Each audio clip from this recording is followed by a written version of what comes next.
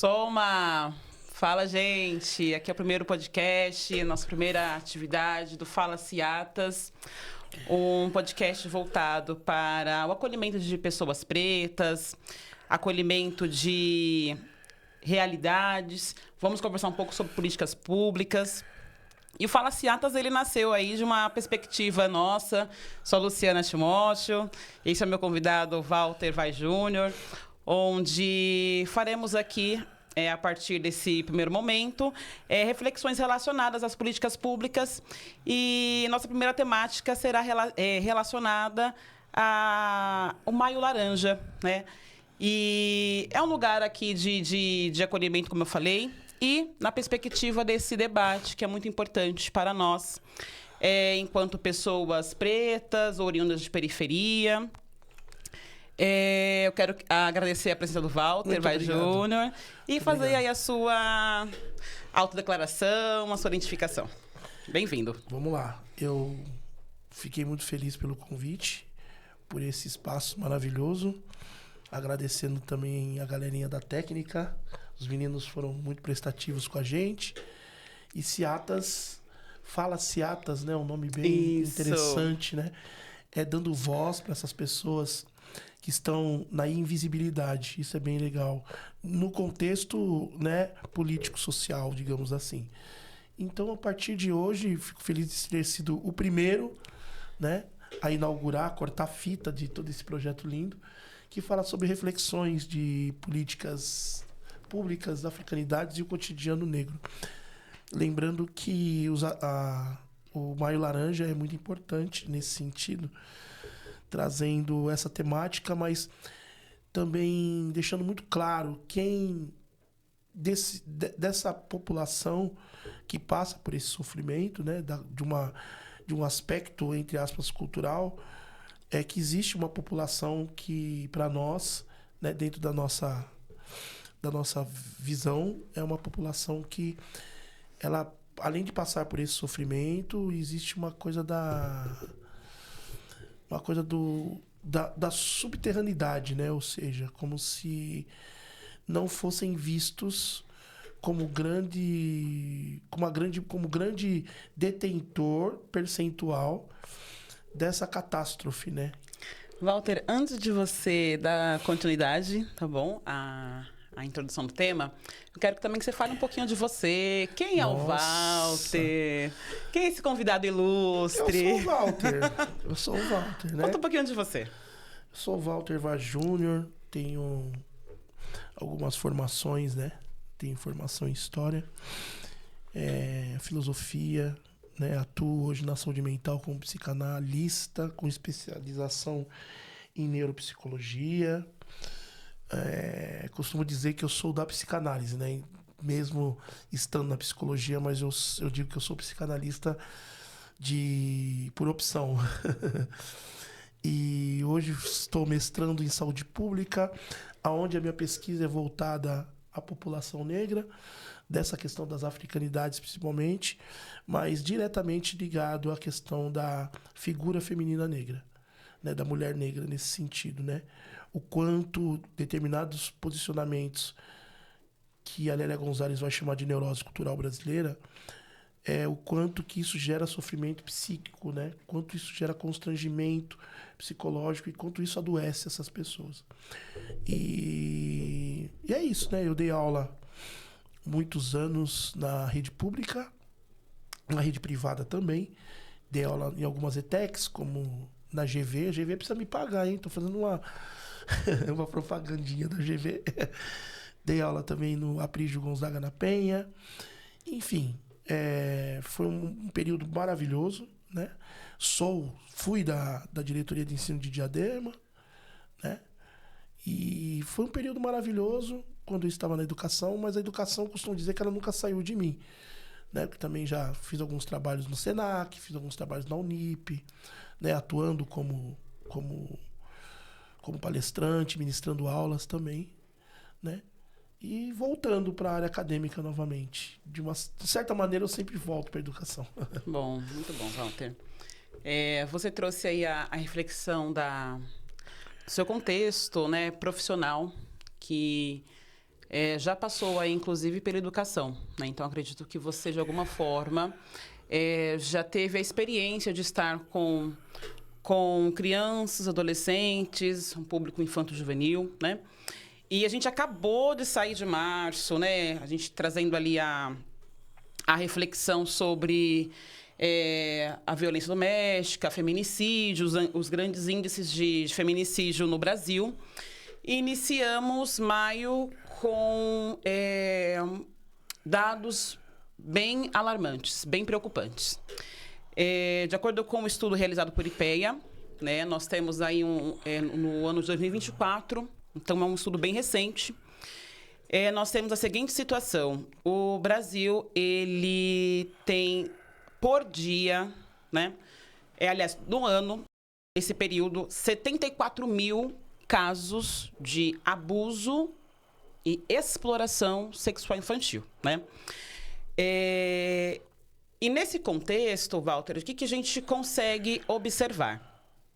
A gente, enquanto estudantes das políticas públicas, sou assistente social de formação, como você bem sabe, então é algo que a gente sempre está ali trabalhando continuamente, que é o direito da pessoa. Contudo, o que nos chama a atenção com esses dados de que forma, né, que a política pública está conseguindo acessar esses lugares, tá? Porque quando a gente pensa na questão do Brasil, 74 mil casos é muita coisa. De acordo com o estudo também, grande parte deste público são público feminino e de meninas pretas. E você me trouxe a informação que é historiador. Acredito que historiador, antropólogo, é algo que você domina bastante. E a gente pensar nestes dados em 2026, com um número tão acentuado de notificações, e sabemos também que existe a subnotificação, né? Porque, então, geralmente, esses lugares de abuso, de exploração sexual infantil, na maior parte das vezes, eles são realizados intrafamiliar. E isso não começou agora. Né? Então, assim, eu trago para você, enquanto base de início de reflexão, Walter, para a gente conversar um pouco sobre o que a própria Djamila Ribeiro ela faz de forma brilhante. Trazer um marco histórico para explicar esse tipo de fenômeno violador, que é o conceito que ela traz do estupro, da cultura do estupro dentro da cultura brasileira. Como essa cultura de estupro, Walter, ela dialoga com esta realidade de 74 mil casos? Uhum. Você pode falar um pouco? Primeiro que nós temos que entender que o número de casos descobertos e registrados, ele foge muito mais, ele foge da realidade, né? Mas 74 mil casos registrados que se sabe, obviamente, existem muito mais casos. Eu acredito que existem de 100 a 150 mil casos. Por que as outras pessoas não acabam revelando? Porque existe o que nós chamamos até na própria psicanálise de conceito moral. Né? O conceito moral faz com que as pessoas tenham medo. A palavra medo está ligada ao conceito moral. Não é o medo propriamente dito, é o que vão pensar de mim. Né? Quando lidar com essa situação, o que vão pensar de mim? Né? Como que vão me ver? Como que essas pessoas vão me julgar porque eu passei por essa situação? Eu costumo dizer que eu fico muito grato por ter estudado história, por ter me formado em história, filosofia e ter ingressado na psicologia, na psicanálise, porque eu consigo dialogar com essas duas frentes, né? Eu consigo dialogar com os dados antropológicos, você sabe muito bem que a minha linha é muito mais antropológica, e eu trago essa ideia da antropologia para a saúde mental dentro do conceito psicanalítico, principalmente, né? Por quê? Porque eu consigo entender o quanto que esse conceito de moral da não fala atinge essas pessoas, mesmo sendo que isso foi construído, como diz o Jung, pelo inconsciente coletivo. Tá, tudo bem. Não vamos entrar muito nesse mérito. O que eu quero dizer é que se torna cultural a partir do momento que existe uma estrutura de cultura para isso.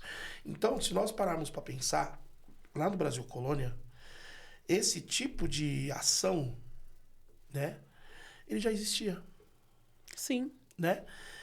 De que forma? Porque a partir do momento que eu tenho um indivíduo, um sujeito, no sentido pejorativo, quando eu falo de sujeito, eu não falo só de mulheres, tá? Eu falo de homens também. Sim. Ele era visto como propriedade, então eu posso fazer com ele aquilo que eu quero. Inclusive, eu posso abusar desse sujeito. Ele tem que me servir. É o sujeito que está a servir o outro. Então, aí, o que vai fazer com que essa atrocidade não apareça? O que eu costumo chamar o romance cultural. O que é o romance cultural?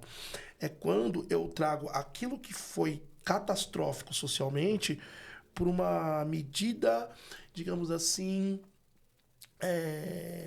romântica.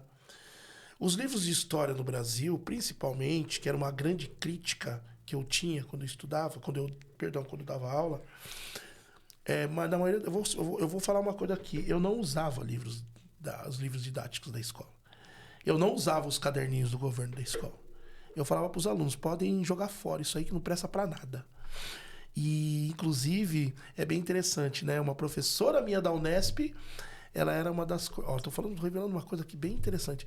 Uma professora minha da Unesp, que dava aula na Unesp na época, ela era uma das coordenadoras da estrutura desse livrinho. Não que ela era uma coordenadora direta. Não, ela organizava esses livrinhos, né? Pois bem, onde que eu quero chegar? Que, por mais que exista a história do Brasil, de um país, que é uma história de um recorte de violência, de um recorte de sociedade de castas, sempre existe uma forma romântica de contar isso. Né? Onde que eu quero chegar? Se nós tratarmos o processo da miscigenação no Brasil, que é um processo extremamente violento, se romanceia o tempo todo.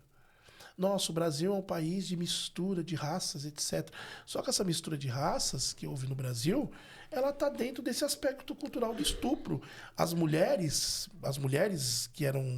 que foram escravizadas, né? Inclusive eu aprendi esse termo contigo.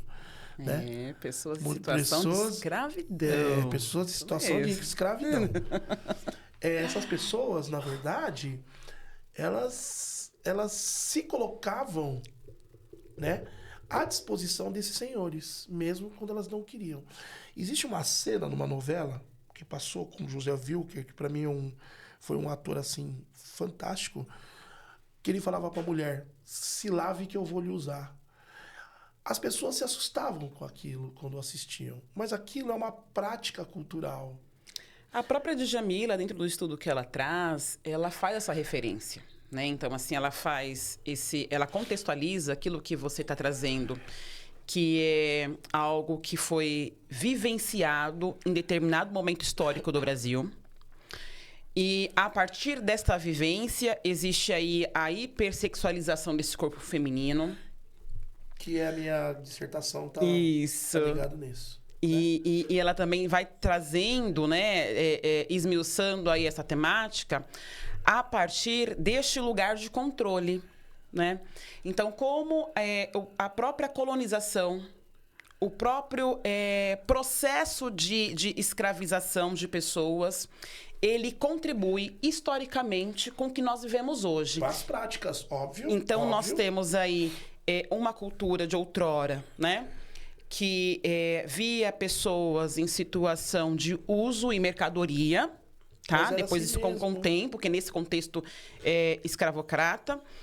E bem como os seus rebentos, que seriam as crianças, né? Então, a gente olhando para esse cenário contemporâneo, Walter, que a gente consegue perceber? Que a instituição família ainda reproduz fortemente este lugar de abuso e exploração sexual destes corpos que estão em uma situação de exposição, vulnerabilidade, marginalidade. Então, todas essas nuances, né, de uma sociedade de desigualdades. E nessa perspectiva, contribuindo com o que você também está trazendo sobre a novela e sobre as mídias, né? A Djamila, ela também traz a fala de que as grandes mídias, elas também são responsáveis por propagar historicamente esse tipo de comportamento, essa ideologia, né? De fomentar, de alimentar ainda esse imaginário do corpo feminino em determinado lugar de desejo de prazer, onde eu consigo ali adentrar, inclusive, realidades familiares, né, de pessoas que consomem dado momento histórico no Brasil, talvez não hoje, né, que nós temos uma mudança pós-pandemia com estas ferramentas eu chamo de adaptações. Isso. São adaptações. Porque as ferramentas, elas sempre existiram. O Google, ele sempre teve essas salas, esses espaços de reuniões, etc. Nós fomos direcionados a esses lugares. Quando você fala de ideologia, isso me faz pensar um pouco na questão do conceito filosófico das ideias, né? Principalmente a escola de Frankfurt vai trabalhar com o conceito das ideias. O Mark Bloch, o próprio Benjamin, e quem vai trabalhar com o conceito das ideias dentro do idealismo, dentro do conceito da construção das ideias pan-africanistas, principalmente, de uma forma um pouco mais vamos colocar entre aspas lúdica, não, indireta, melhor dizendo, Sim. é o Fanon, né? O Fanon, eu acho que é uma obra que todas as pessoas que pensam em ciências humanas tinham que ler, não só os negros tinham que ler o Fanon, né? Que é uma coisa que me preocupa muito, né? Os autores pretos não lidos pelos pretos, né? Franz Fanon, viu, gente? Então, isso me preocupa muito. Quando você fala de ideologia, aí eu vou falar de uma outra introspecção, melhor, de um outro lugar, onde nós temos aquilo que nós identificamos a linguagem. Né? Lacan vai falar muito disso. Ideologia, né? Logia significa estudo, né? O estudo das ideias, né? Ideologia. O Marx vai falar muito dessa questão do que é ideologia, né? Como que ele vai observar tudo isso? Nós podemos trazer isso como idealismo. Eu me desconecto um pouco de quando a Djamila fala da ideologia. Eu falo, não é ideologia. Porque ideologia é uma constituição do estudo das ideias. Não, eu falo que é o idealismo, porque o idealismo está ligado à neurose do sujeito. Porque o ismo é a consequência de tudo aquilo que é levado a um certo exagero, a uma coisa que está além da linha que marca o conceito de um para o outro. Começa por aí. Então, quando eu falo de idealismo, o que é? Isso é o extremo das ideias.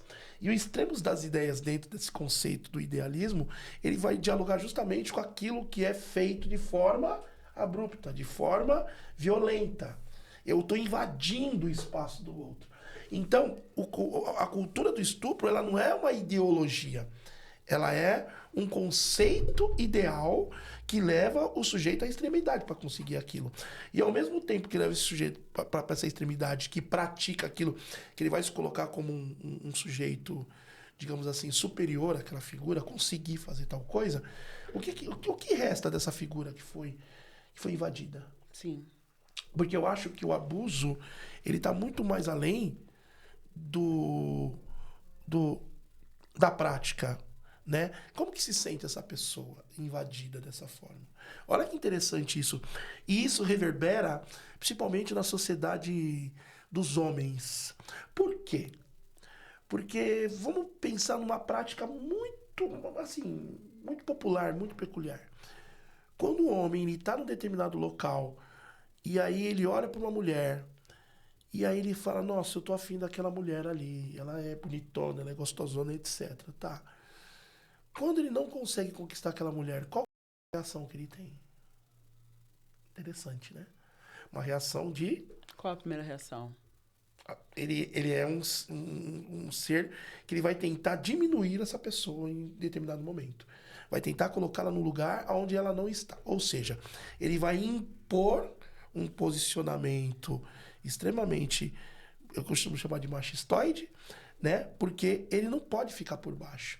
Isso dialoga com esse ser dominador do Brasil colônia? Lógico que sim. Porque isso é impregnado na sociedade de determinada maneira.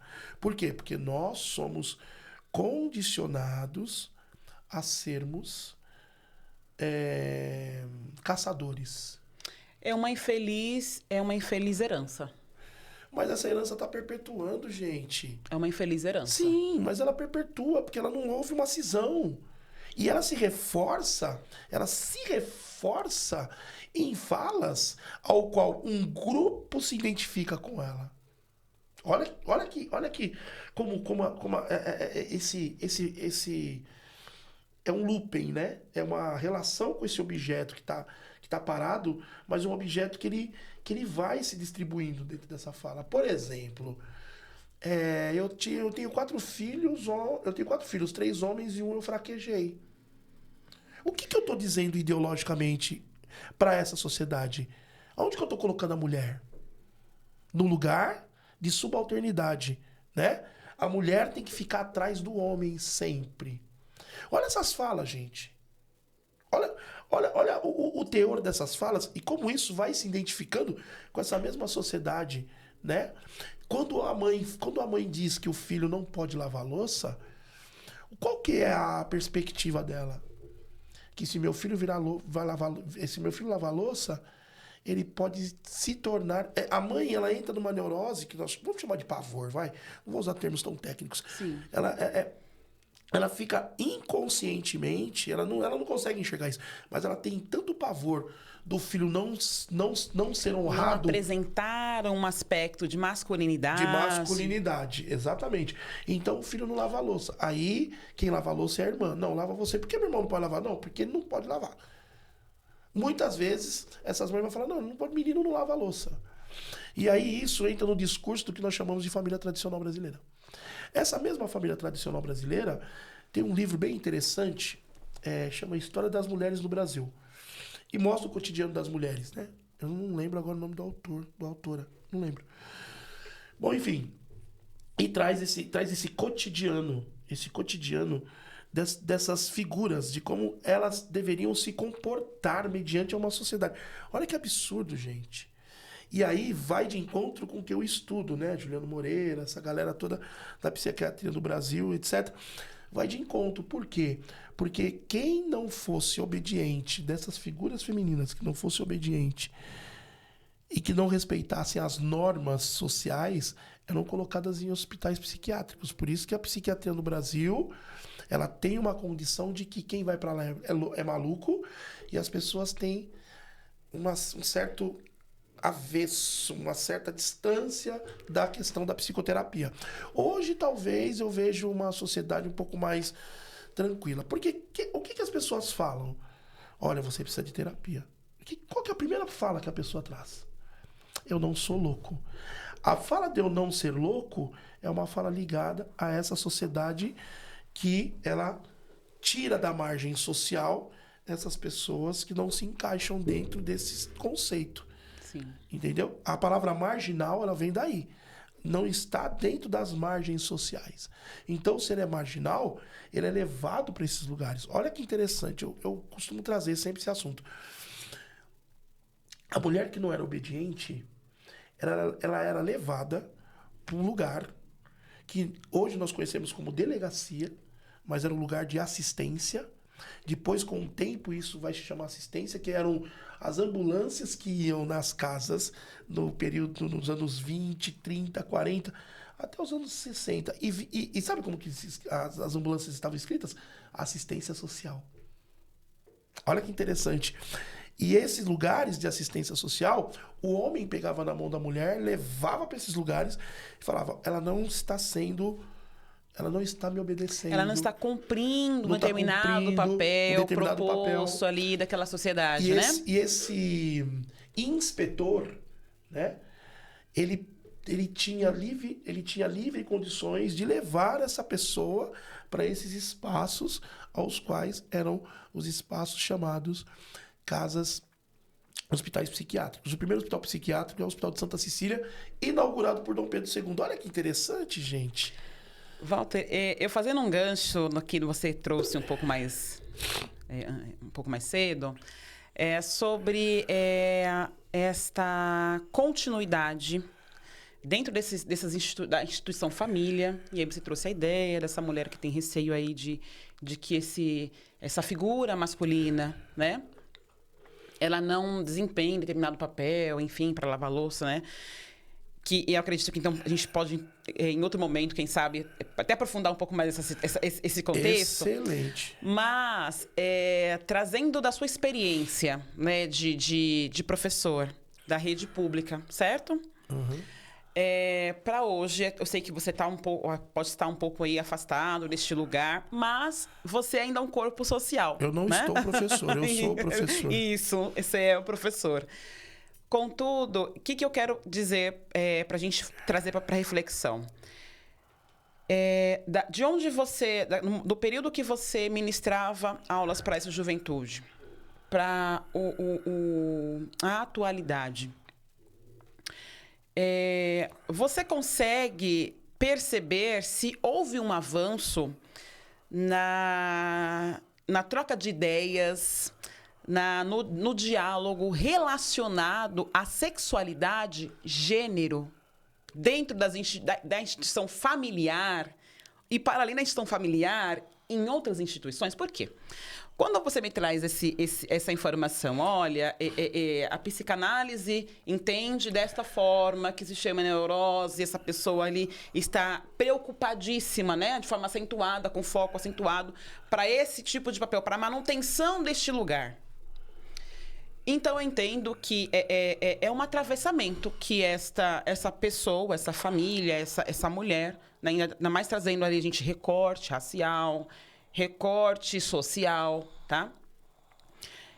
Se falar desse lugar da sexualidade, e trazendo essa ideia na qual você trouxe anteriormente, que nós temos uma herança, né, cultural, da qual, infelizmente, a gente não pode, né, ficar feliz por esta herança. Sim. Né? Nós temos outras heranças para ficarmos felizes, mas especificamente ainda mata, e mata muito.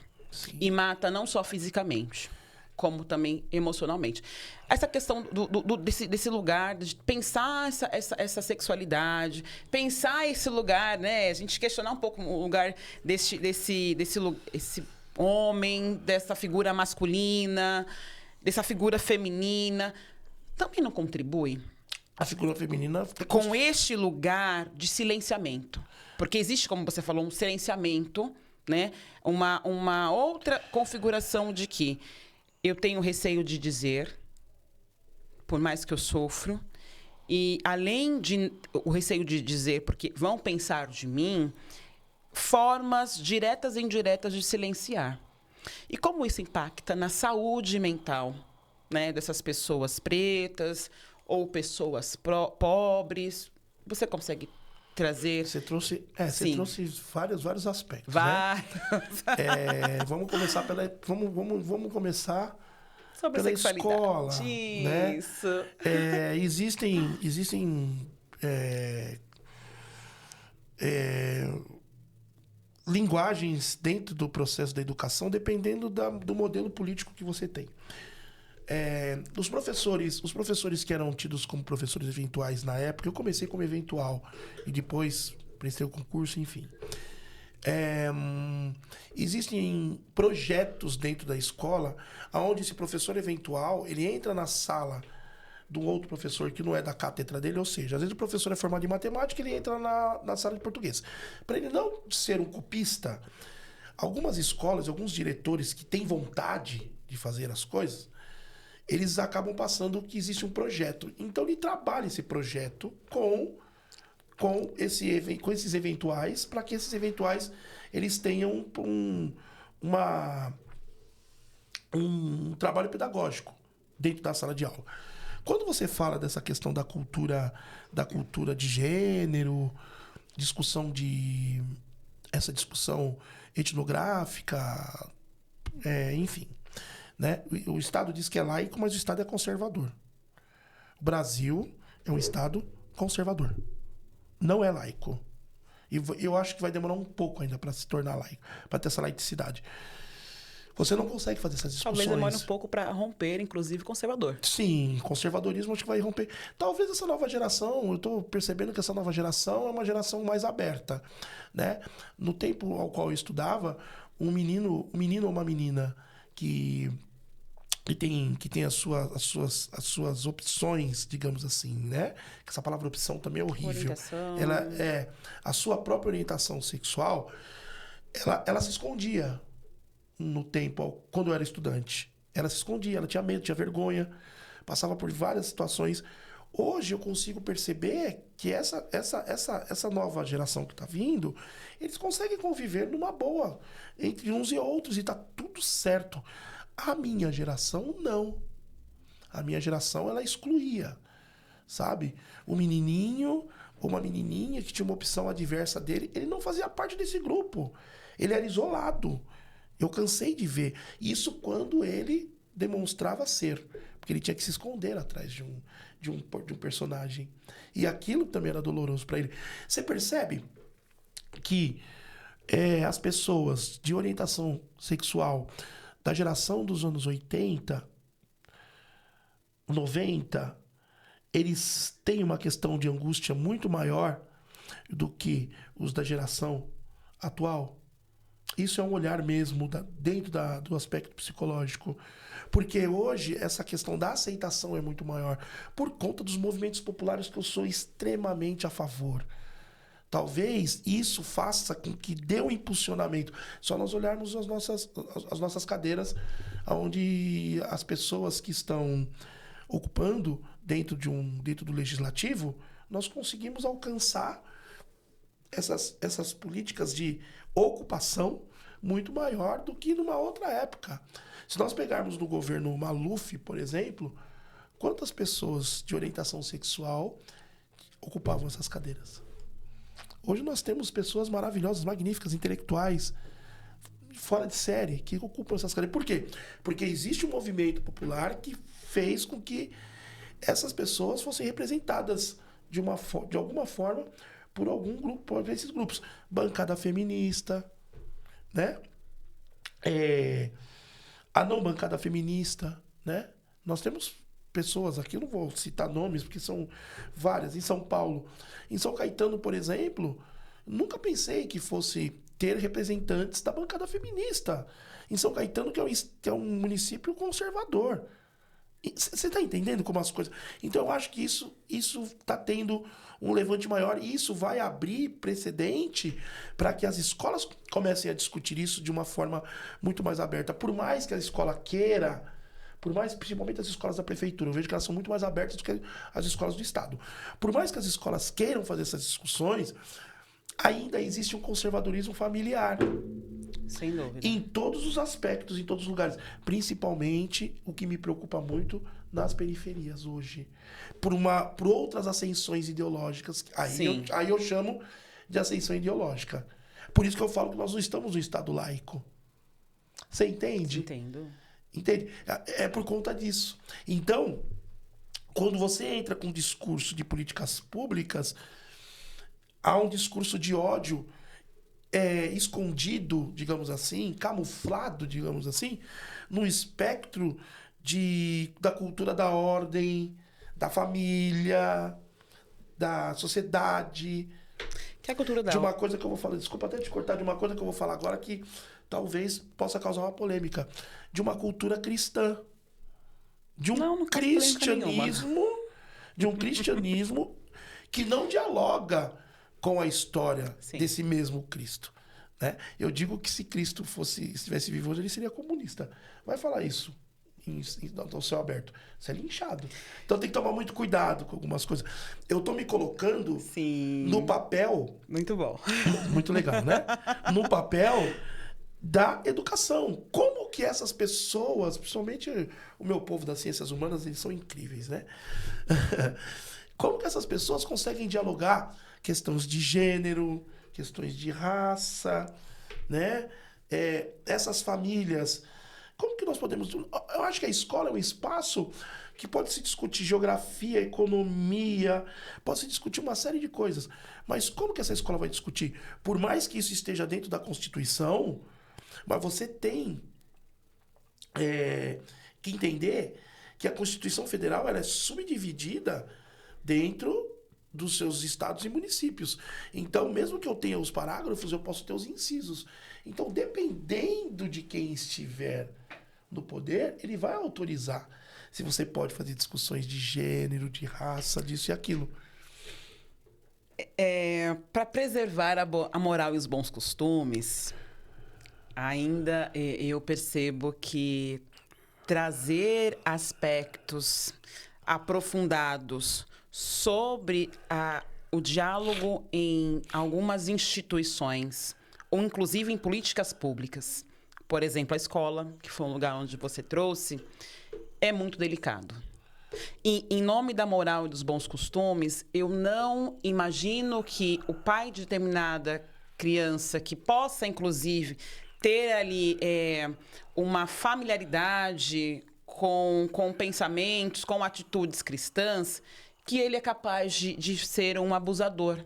Sim. De ser um pedófilo, de ter ali, inclusive, comportamentos de exploração por aquele corpo. E quando a gente... além, né?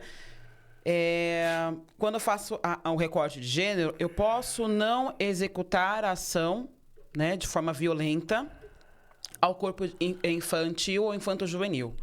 Contudo, eu consigo exercer essa dominação, essa violação no corpo feminino. E muitas vezes as pessoas não percebem, porque eu não preciso... Existem dois tipos de abuso, né? Existe o abuso onde o sujeito ele pratica o ato sexual. E existe o abuso ao qual ele pratica o ato sexual com a não penetração. Ou não toque. Muito bem. Porque nós estamos hoje na era digital, né? Então, exatamente. Então, eu trago outro aspecto. Ele usa de processos armamentistas psicológicos sobre o sujeito. É sobre isso que a gente precisa ficar muito atento. É aí que entra a psicologia. É aí que os nossos colegas precisam entender. Que eu vejo que existem grandes dificuldades dos colegas da psicologia em entender esses aspectos. Olha que interessante. E o CRP fala sobre isso. O CRP fala sobre a questão de não se posicionar. O CRP fala dessa questão de gênero. O CRP fala dessa questão de atitudes e posicionamentos racistas dos nossos coleguinhas da psicologia, da psicanálise, etc. Tudo bem se você não consegue lidar com isso. Tá tudo certo, para mim tá tudo bem. Mas a questão é você ignorar esses aspectos. E silenciar. E o silêncio, o que é? O que é o silêncio dos profissionais? O silêncio dos profissionais ele está muito intercalado com o que nós podemos chamar de em cima do muro. Eu preciso entender até onde eu posso dar suporte e acolhimento para essas pessoas.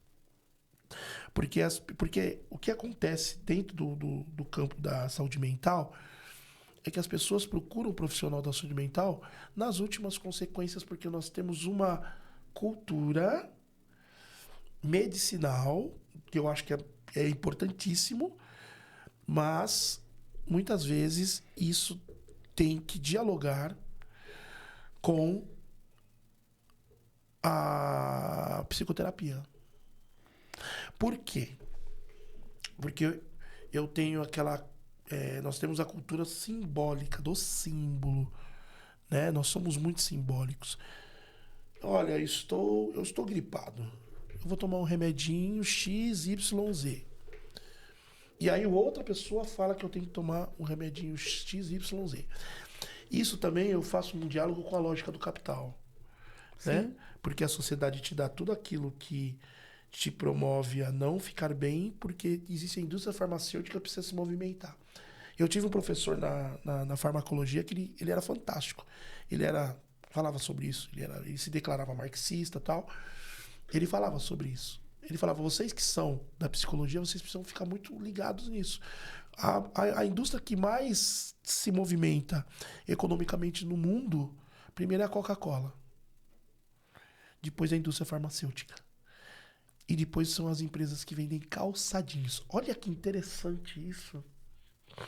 Eu não tinha pensado quando ele falou. Eu falei, cara, que espetacular isso. É incrível. Então, é incrível. Empresas de calça jeans. Empresas de calça jeans. É a que mais movimenta. Todo mundo tem uma calça jeans. Sim. Não é verdade? Todo mundo tem uma calça jeans. E você nunca parou pra pensar nisso. Eu mesmo estou de calça jeans. Eu acho que os meninos não estão. Tem um tá com uma calça de moletom e o outro tá com uma calça. Mas é da indústria têxtil jeans. Entendeu? Então você movimenta o capital. Né? O que eu tô querendo trazer para nós aqui nesse momento? Tudo aquilo que é nos oferecido Adorei. por essa lógica nos leva a processos de querer sempre mais. Então, quando eu fico doente, eu tenho um amiguinho que sempre vai ter um remedinho para me dar. Na escola, quando eu dava aulas, professores e professoras, eles tinham no armário. Remédio. Eu tô com dor de cabeça. Peraí, professor, eu tenho um remédio que parece que tira dor de cabeça com a mão. Você entende? Sim. Então, é muito mais fácil eu estancar a dor do que tratar dela. E eu não dialogo com outras frentes da saúde. Não dialoga. Entendeu? Eu pegando mais uma vez essa referência, Walter, quando você traz aí a saúde pública, que também é uma política, né? Eu sou de saúde pública, eu sou extremamente a favor do SUS. E saúde mental. Eu acho que o Sistema Único de Saúde é sensacional. Eu fico pensando, o Trump tentou levar isso para os Estados Unidos, foi massacrado pela elite, lógico, porque a elite precisa do quê? Precisa de pessoas doentes para que eles possam vender os seus planos. Por que o plano de saúde no Brasil dá muito certo, gente? Porque as pessoas são neuróticas. E nesse aspecto de saúde mental, saúde públicas, dado momento na história contemporânea do Sistema Único de Saúde, eu me recordo que eu estava trabalhando em do serviço da assistência e onde eu trabalhava, naquela região, inaugurou um centro de práticas de terapias, acredito que terapias inclusivas, Sim, outros tipos de alternativas. E daí... Auriculoterapia e outras. Muito importante. Reflexologia, sim. Muito. Sim. E por que eu estou trazendo essa reflexão, né? Pra gente trazer um pouco do nome do nosso podcast, Fala Ciatas. A tia Ciata, ela foi conhecida dentro do período histórico dela como uma mulher muito forte, resistente, politizada, que organizava, a partir da Pequena África, lá no Rio de Janeiro, um lugar de cuidado, proteção terapêutica comunitária. Sim. Olhando, né, a gente pensando enquanto as políticas públicas ainda precisa trazer, muitas vezes, esse lugar da presença e contribuição, né, de pessoas pretas, de estudiosos negros e pretas. Olhando para este lugar, a gente dificilmente, eu posso estar equivocada, mas como você é uma pessoa da saúde pública e saúde mental, quando a saúde pública ela investiu e se debruçou, no caso, para contribuições de práticas de matriz africana, porque eu trago, enquanto matriz africana e indígena, o cuidado de plantas, os chás, os guentos. Porém, acaba introduzindo, né, dentro desse lugar de práticas alternativas, práticas que são importantes, beneficiam muitas pessoas, mas ainda não fizeram recorte ou a quebra deste lugar que práticas oriundas e tradicionais dos nossos povos, pretos e indígenas. Muito bem. Então, nesse sentido, trazendo a reflexão, inclusive da tia Ciata, que ela fazia esse lugar, né, da comunidade, a comunidade cuidar. Mas isso está muito mais além da ancestralidade, né? Desculpa até te cortar, porque nós temos os aspectos medicinais do Brasil, eles surgem de duas vertentes. Alguns cientistas podem até discordar do que eu estou falando nesse momento, mas eles existem por duas vertentes, que é uma vertente de cultura indígena e negra. Sim. Ponto. É sobre isso. Até hoje, se nós pegarmos a questão dos próprios cosméticos de uma determinada empresa, ela extrai da natureza, principalmente da natureza de florestas, da floresta atlântica e daquelas regiões, sementes e extratos para constituição dos seus cremes e pomadas e tal. No Egito Antigo, as plantas medicinais já eram usadas e a prática dos banhos também já eram usadas. A prática de banho, ela vem do território africano. E quando chega aqui, os africanos se identificam com os indígenas. A prática do banho não é europeia. Tanto que introduzir também as doenças, ervas, né, nesses banhos, sim. As doenças, quando chegam no Brasil, elas chegam trazidas principalmente com a chegada de Dom João VI em 1808, né? Há controvérsias, né? Eu digo que ele chegou bem antes. Ele não chegou em 1808. E aí, essas pessoas, elas acabam vindo da Europa para cá e elas... É bem interessante. E elas já têm alguns aspectos, né, de algumas enfermidades que vão pegando essas pessoas que estão numa situação até de imunidade. É algo que eu vou estudar mais adiante, eu não vou estudar agora. Desculpa, gente. Não vou estudar agora. E isso também me faz pensar, né? A partir de quando se tem uma política de saúde pública? Eu acredito que isso vai dialogar com a revolta da vacina, por exemplo, e com algumas outras enfermidades que vão existir no Brasil, principalmente. Ai, gente, desculpa. E vão existir no Brasil, principalmente. Algumas pandemias, situações pandêmicas. Febre amarela, né? O Juliano Moreira vai falar do sífilis. Tem um estudo sobre sífilis e outras atividades afins. Mas isso eu acho que a gente tem que deixar para um outro momento. Sim. Ai, meu Deus. Não, é que eu tô gripado, gente. E pra gente, levando aí nossa conversa para a finalização do nosso programa, nosso primeiro episódio, enquanto assistente social, eu vejo que a gente precisa ainda dar passos mais largos, mais firmes, inclusive para se pensar estes lugares, né, das políticas públicas e nunca esquecer a historicidade do próprio contexto brasileiro. Os aspectos históricos. Sem dúvida. Porque a gente, pensando essa estrutura de desigualdade, que quando eu falo sobre a estrutura de desigualdade, Walter, é a mesma estrutura que quer combater o abuso sexual e a exploração sexual infantil,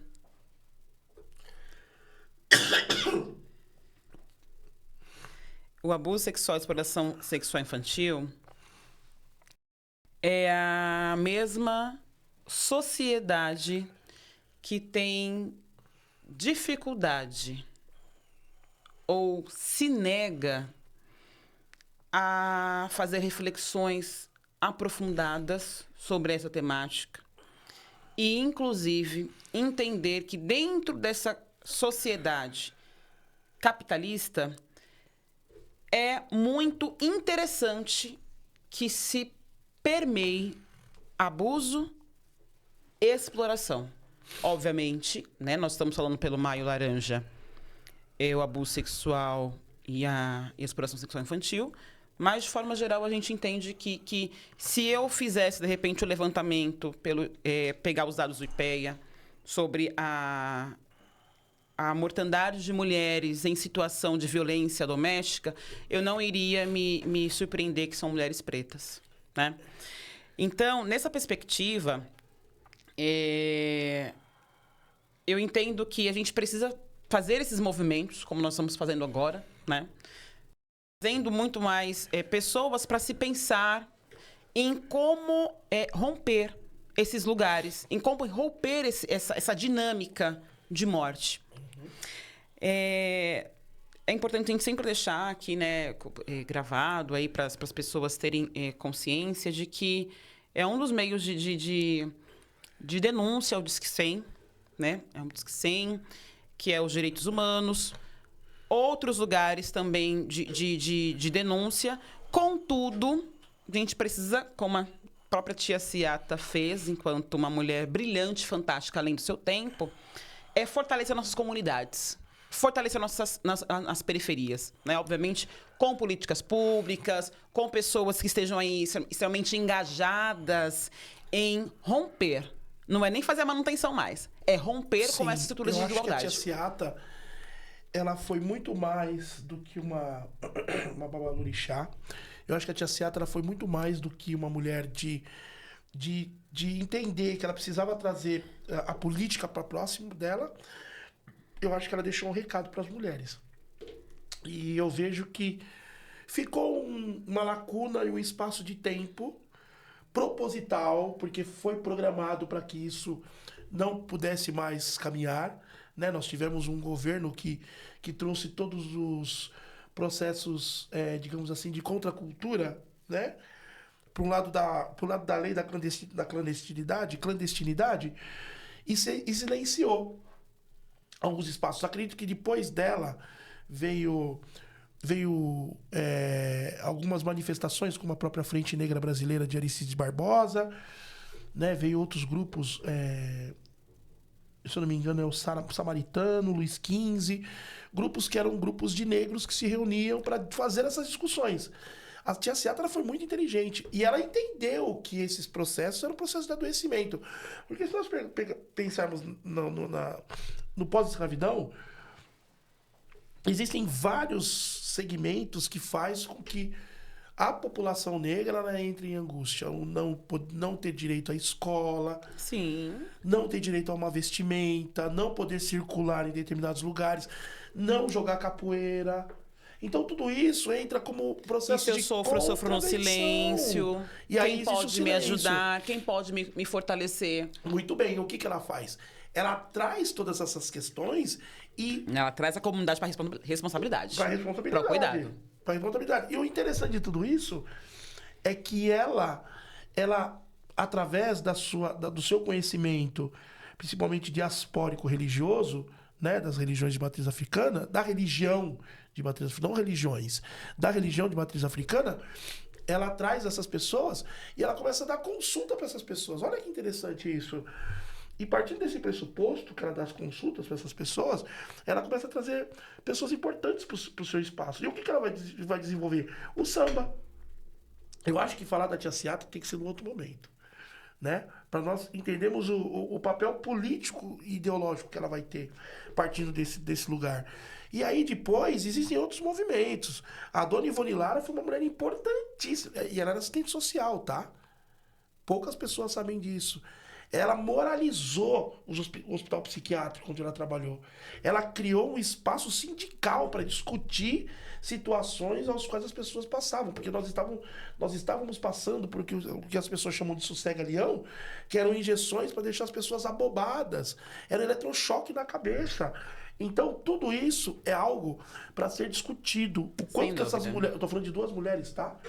Eu não falei ainda da... Existem outras incríveis. E não só mulheres, também período. Como homens. Exatamente. Pretos, extremamente engajados. Como você trouxe aí a dimensão do Juliano Moreira, certo? Sim. E outras pessoas que puderam e que contribuem até hoje com essa perspectiva de vida.